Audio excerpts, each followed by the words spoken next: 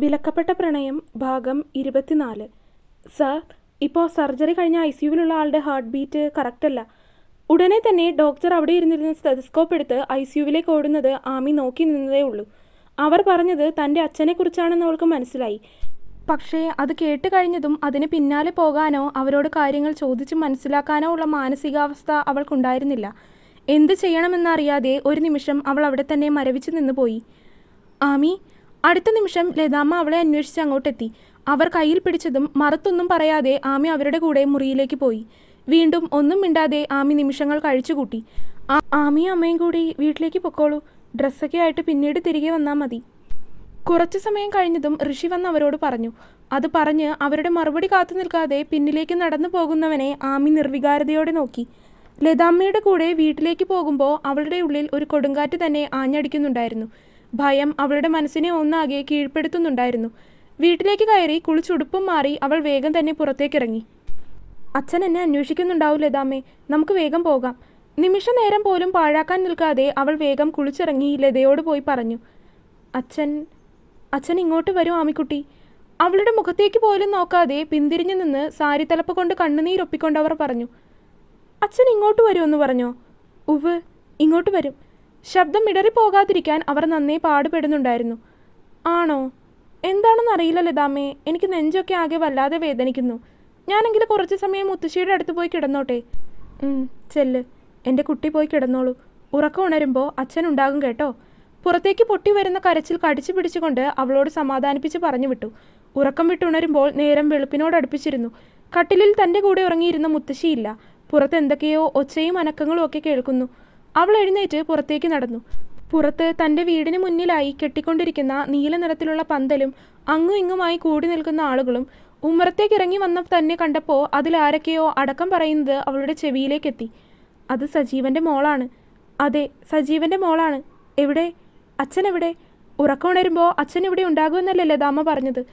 വീട്ടിൽ തന്നെ അപ്പുറത്തെ മുറിയിൽ ആരുടെയൊക്കെയോ കൂടെ ഇരുന്ന് എന്തൊക്കെയോ പറഞ്ഞ് കണ്ണുനീർ വാർക്കുന്ന മുത്തശ്ശിയെയും ലതാമ്മയെയും കണ്ട് അവൾ ഒന്നും മിണ്ടാതെ തിരികെ കിടന്നിരുന്ന മുറിയിലേക്ക് തന്നെ പോയി. മയക്കത്തിൽ നിന്നുണരുമ്പോൾ താൻ വീട്ടിലല്ല എന്ന് അവൾക്ക് ഒറ്റയടിക്ക് തന്നെ മനസ്സിലായി. മൂക്കിലേക്ക് തുളഞ്ഞു കയറുന്ന മരുന്നിൻ്റെയും മറ്റും ഗന്ധം അവൾക്ക് താനിപ്പോൾ ആശുപത്രിയിലാണ് എന്നുള്ളത് മനസ്സിലാക്കി കൊടുത്തു. കണ്ണു തുറന്നപ്പോൾ തന്നെ ആദ്യം അവളുടെ കണ്ണുകൾ ഉടക്കിയത് ഋഷിയിലായിരുന്നു. അച്ഛൻ എവിടെ ഋഷിയേട്ടാ? കണ്ണു തുറത്തപ്പോൾ തന്നെയുള്ള അവളുടെ ആദ്യത്തെ ചോദ്യം അവൻ്റെ നേർക്കെത്തി. ഋഷി ഒന്നും മിണ്ടിയില്ല. ആൾക്കൂട്ടത്തിന് നടുവിൽ ഒറ്റയ്ക്കിരുന്ന് തൻ്റെ അച്ഛൻ്റെ മൃതശരീരത്തോട് എന്തൊക്കെയോ പിച്ചും പേയും പറയും കണക്ക് ഓരോന്ന് സംസാരിക്കുന്ന ആമിയെ എല്ലാവർക്കും നോക്കി നിൽക്കാനേ കഴിഞ്ഞുള്ളൂ. ഒരാൾക്ക് പോലും അവളെ എന്തു പറഞ്ഞ് ആശ്വസിപ്പിക്കണം എന്നറിയില്ലായിരുന്നു. ശവസംസ്കാരത്തിനുള്ള സമയമായി. ആരോ വിളിച്ചു പറയുന്നത് അവളുടെ കാതിലേക്ക് കേട്ടുവെങ്കിലും അവൾ അച്ഛനോട് ഓരോ വിശേഷങ്ങൾ പറയുന്ന തിരക്കിലായിരുന്നു.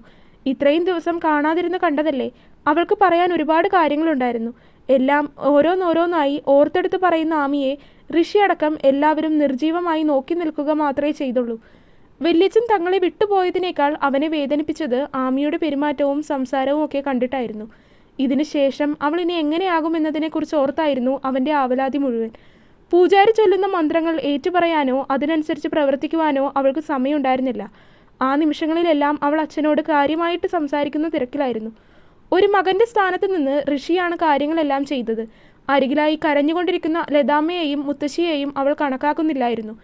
അച്ഛനോട് വാതോരാതെ ഇരുന്ന് വിശേഷങ്ങൾ പറയുന്ന ആമിയെ കണ്ട് ഒരു നിമിഷം രണ്ടുപേരും ആർത്തു കരഞ്ഞുപോയി. ഒടുവിൽ സംസ്കാരത്തിനായി ശവശരീരം എടുക്കാൻ തുടങ്ങുമ്പോൾ എൻ്റെ അച്ഛനെ കൊണ്ടുപോകാൻ ഞാൻ സമ്മതിക്കില്ലെന്ന് പറഞ്ഞ് അച്ഛൻ്റെ ദേഹത്തേക്ക് വീണ് കെട്ടിപ്പിടിച്ചു കിടക്കുന്ന ആമിയെ കണ്ട് ഒരു നിമിഷം അവിടെ നിന്നിരുന്ന എല്ലാവരുടെയും ഹൃദയം ഒന്ന് പിടഞ്ഞു.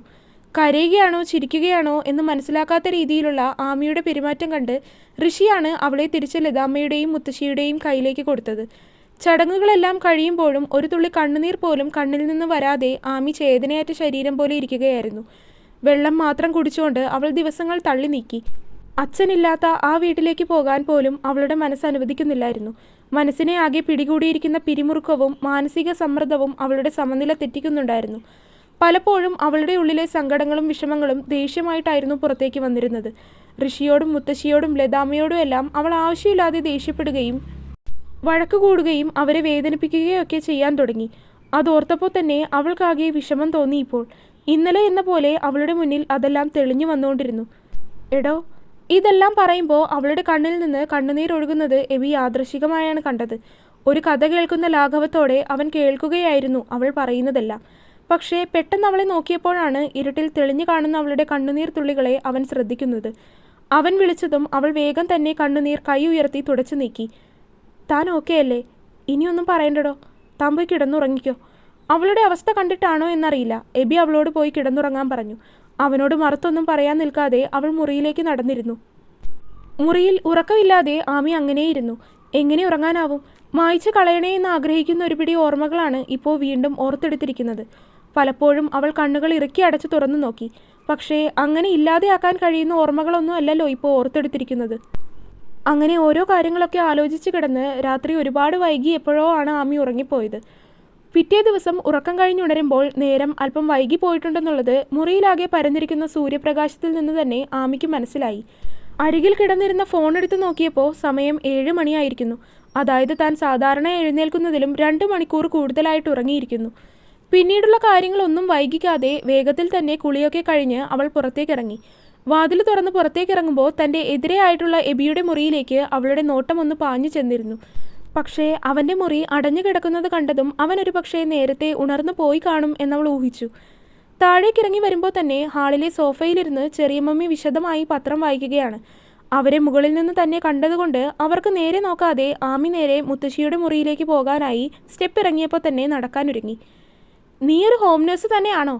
അവരെ മറികടന്ന് മുത്തശ്ശിയുടെ മുറിയിലേക്ക് കടക്കാനൊരുങ്ങിയതും ആമിയുടെ ചെവിയിലേക്ക് അവരുടെ ശബ്ദം വന്ന് പതിച്ചു. അവരുടെ ആ ചോദ്യം കേട്ടതും ആമി അവരെ സംശയത്തോടെ നോക്കി. ഒരു ഹോം നേഴ്സിന് ആദ്യമേ വേണ്ടത് കൃത്യനിഷ്ഠയാണ്. എന്നിട്ടാണോ ഇത്ര വൈകി എഴുന്നേറ്റ് വരുന്നത്?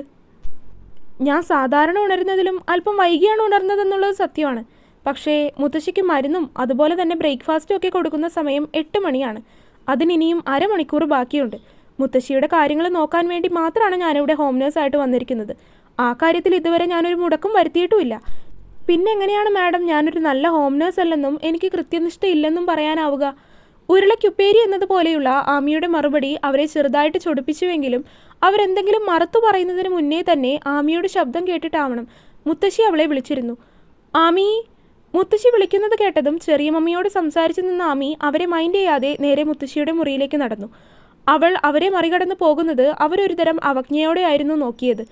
എന്നാൽ പുറത്ത് വാതിൽക്കൽ നിന്നുകൊണ്ട് തന്നെ എബി ഇവരുടെ ഈ സംസാരമെല്ലാം കേൾക്കുന്നുണ്ടായിരുന്നു. അവൻ ജോഗിങ്ങിന് പോയി തിരിച്ചു വരുന്ന സമയമായിരുന്നു. ആമി മുത്തശ്ശിയുടെ മുറിയിലേക്ക് പോയി എന്ന് കണ്ടതും എബി ഷൂ അഴിച്ചു വെച്ചുകൊണ്ട് നേരെ ഹാളിലേക്ക് വന്നു. അവൻ അകത്തേക്ക് വന്ന് നോക്കിയപ്പോൾ അവിടെ ഞാനൊന്നും അറിഞ്ഞില്ലേ രാമനാരായണ എന്ന മട്ടിലിരുന്ന് പത്രം വായിക്കുന്ന ചെറിയ മമ്മിയുടെ മുന്നിൽ അവൻ കൈകെട്ടി നിന്നു. പെട്ടെന്ന് തൻ്റെ മുന്നിൽ ഒരു നിഴലനക്കം കണ്ടതും ചെറിയ മമ്മി പത്രത്തിൽ നിന്ന് തലയുയർത്തി അവനെ ഒന്ന് നോക്കി. എന്താ എബി? ആവശ്യമില്ലാത്ത കാര്യത്തിൽ വെറുതെ ഇടപെടാൻ നിൽക്കരുതെന്ന് ഞാൻ നിങ്ങളോട് ഒരു തവണ പറഞ്ഞു കഴിഞ്ഞതാണ്. പിന്നെയും അത് തന്നെ ചെയ്യാനാണ് ഉദ്ദേശമെങ്കിൽ നിങ്ങളെ ഇവിടെ നിന്ന് ഇറക്കി വിടാനും എനിക്കൊരു മടിയുമില്ല. അതിന് ഞാനെന്ത് ചെയ്തു? എബി അങ്ങനെ ചോദിച്ചപ്പോൾ തന്നെ അവരുടെ മുഖത്തേക്ക് ദേഷ്യമാണ് വന്നതെങ്കിലും ഞൊടിയിടയിൽ അവരവരുടെ മുഖത്ത് നിഷ്കളങ്ക ഭാവം വരുത്തി തീർത്തിരുന്നു. ഇവരൊരു തികഞ്ഞ അഭിനേത്രി തന്നെയെന്ന് എബി ഒരു നിമിഷം അത് കണ്ടതും ചിന്തിക്കാതെ ഇരുന്നില്ല. കാരണം അതുപോലെയാണ് മുഖഭാവം. നിങ്ങൾ എന്ത് ചെയ്തു എന്നല്ല, എന്ത് ചെയ്യാതിരിക്കുന്നു എന്ന് ചോദിക്കുന്നതാകും എളുപ്പം. ശിവാമി ഇവിടെ മുത്തശ്ശിയുടെ കാര്യങ്ങൾ നോക്കാൻ നിൽക്കുവാണ്.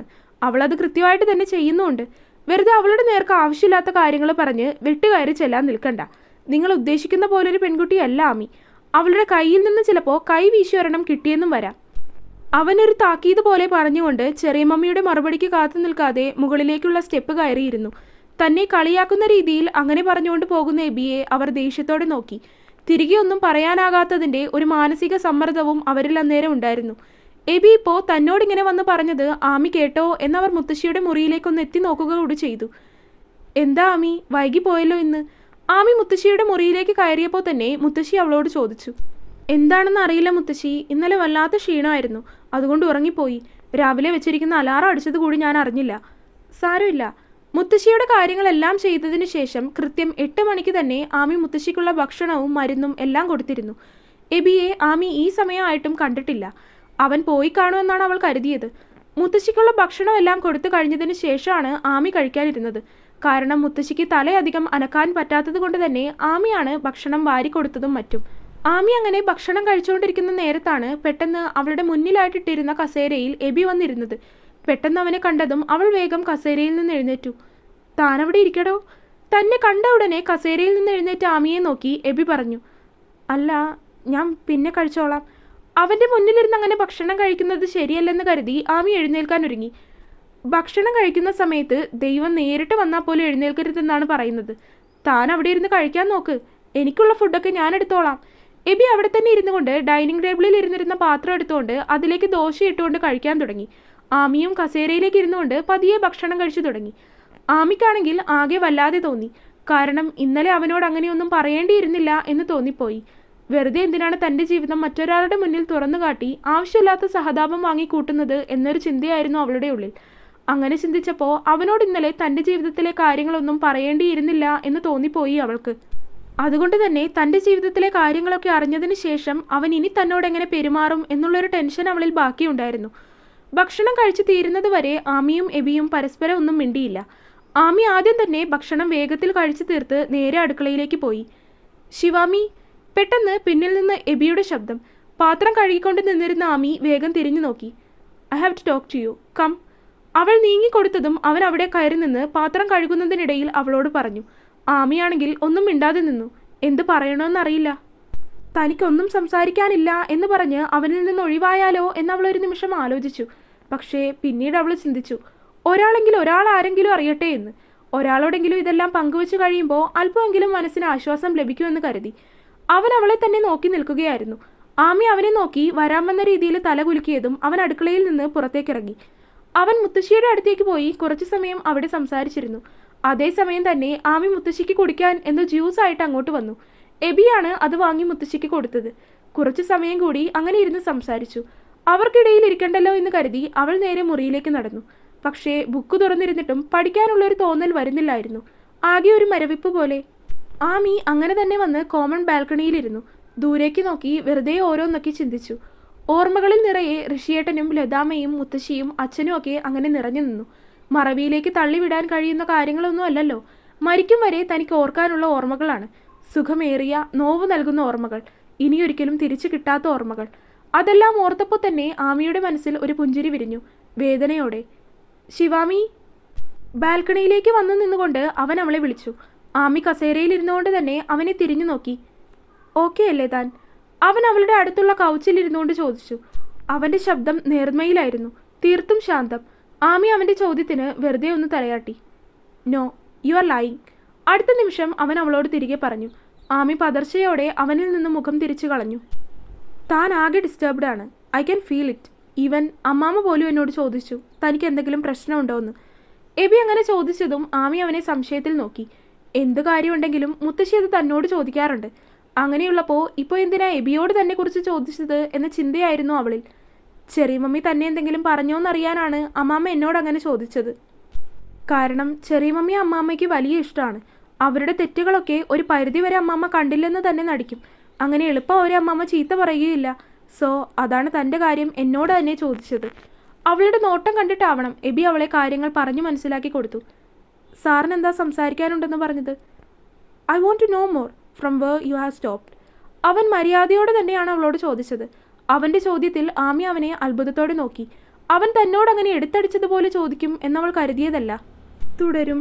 അപ്പോൾ വീഡിയോ കണ്ടവരെല്ലാവരും വീഡിയോ ലൈക്ക് ചെയ്യുക. നിങ്ങളുടെ അഭിപ്രായങ്ങൾ എന്തായാലും അത് കമൻറ്റായിട്ട് അറിയിക്കുക. ചാനൽ സബ്സ്ക്രൈബ് ചെയ്യാത്തവരുണ്ടെങ്കിൽ സബ്സ്ക്രൈബ് ചെയ്യുക. അടുത്ത പാർട്ടായിട്ട് നാളെ വരാട്ടോ. ബൈ.